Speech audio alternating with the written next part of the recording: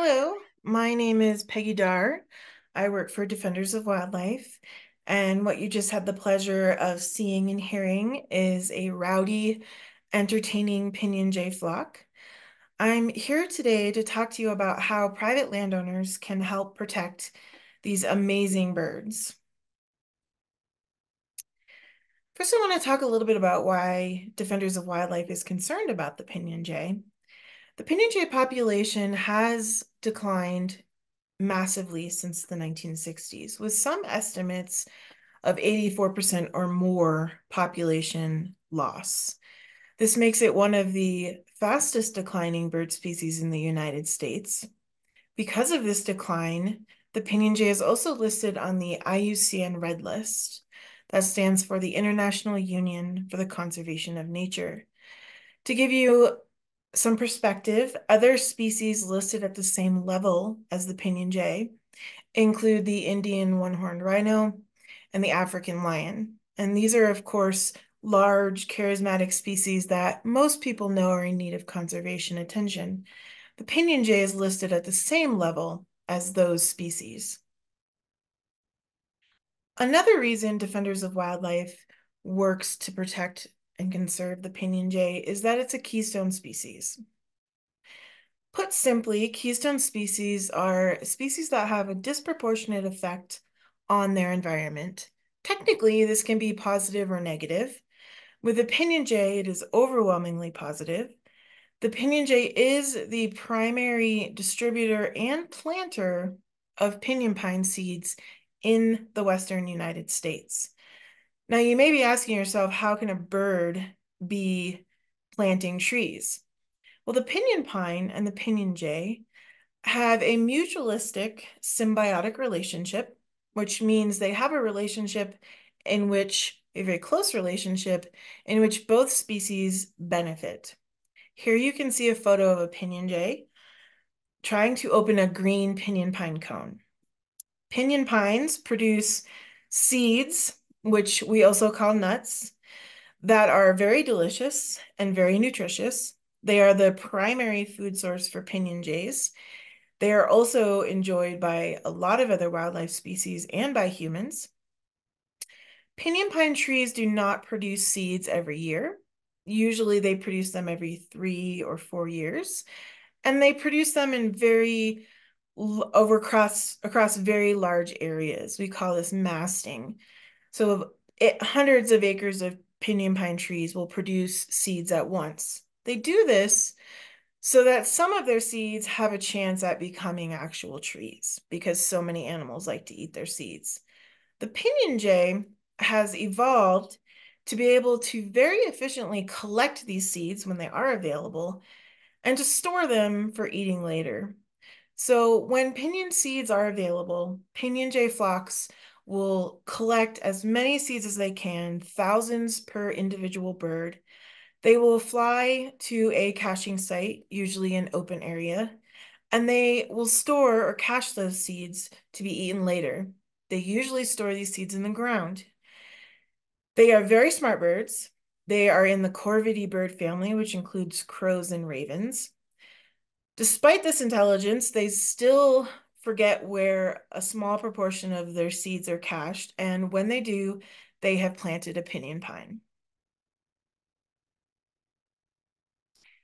So because the pinyon jay has declined so drastically, and because it is key to continuing the presence of pinyon juniper woodlands in the West, and because it faces numerous threats, Defenders of Wildlife submitted a petition to list the pinyon jay as endangered or threatened under the U.S. Endangered Species Act in April of 2022.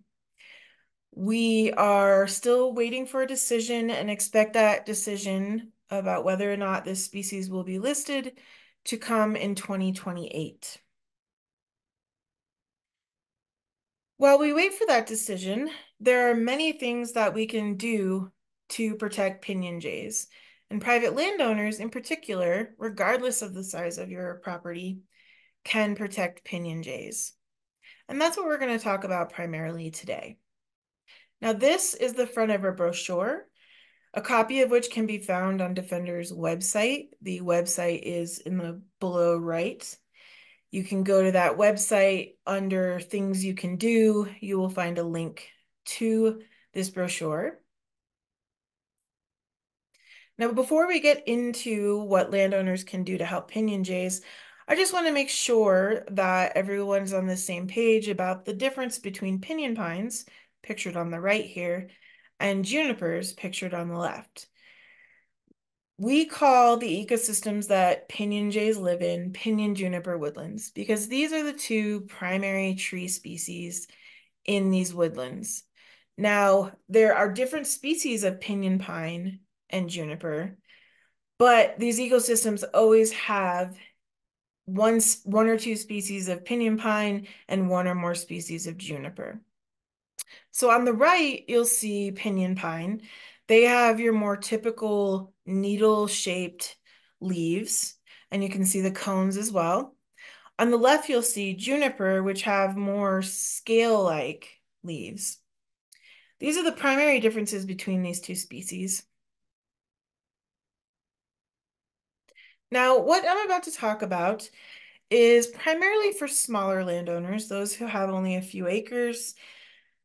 For larger landowners, those with large ranches, etc., we recommend using the recommendations in this document produced by the New Mexico Avian Conservation Partners called Incorporating Bird Needs When Thinning Pinyon Juniper Woodlands.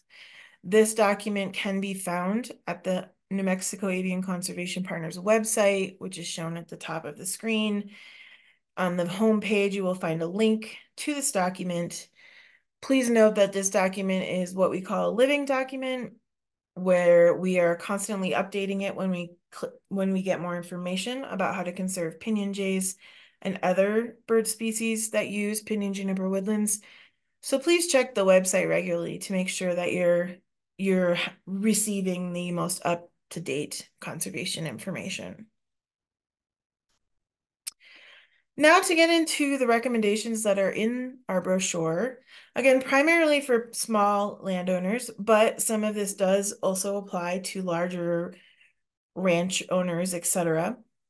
So taking care of pinyon pines that may be on your property, even if you just have one pinyon pine, is very important. Pinyon pines are very susceptible to the effects of climate change, and they are predicted to fare very poorly as the climate continues to change. They also, in addition to dying when there is drought and higher temperatures, pinyon pines also produce fewer seeds or nuts in these same situations. So taking care of pinyon pines that we have in our yards can be very important because not only can we help them survive, we can also help them produce more seeds for pinyon jays, and then pinyon jays can continue their important work of planting and perpetuating pinyon juniper woodlands. So a few ways to take care of your pinyon pine trees or tree is to regularly water it, especially trees with a diameter at chest height that are greater than 3.5 inches. These are the ones that produce the most seeds. Now, of course, water conservation is a very important issue in the West. We encourage people to try to use collected rainwater to water pinyons, or to cut back on water usage in other areas so that they can give their pinyon pines additional water year-round. Another important thing for pinyon pines is to keep their soil cool. They are very sensitive to soil temperature and do not like when soil temperatures start to rise. So we recommend placing a layer of mulch, wood mulch, 2 to 4 inches thick, under and around the pinyon pine trees. Now, when we say under and around, we mean underneath where all of the branches come out and perhaps a little bit further out. We do not mean going out and mulching with wood mulch your entire 1-acre property.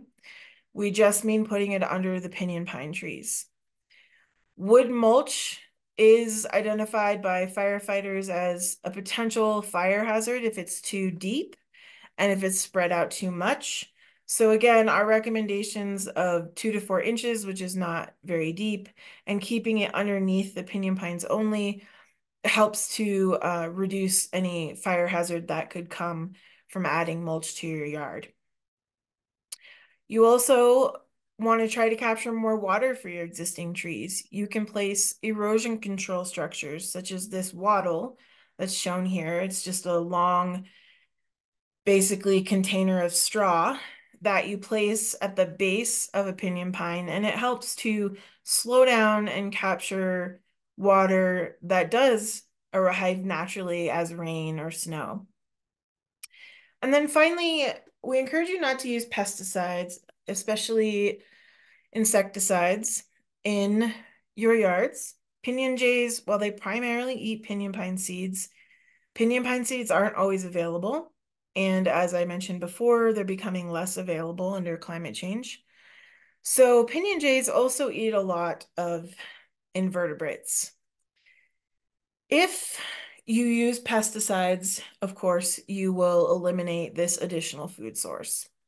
If your pinyon pine is infested with bark beetles or pinyon pine scale, which are native pests, I don't like the word pests, but they are native.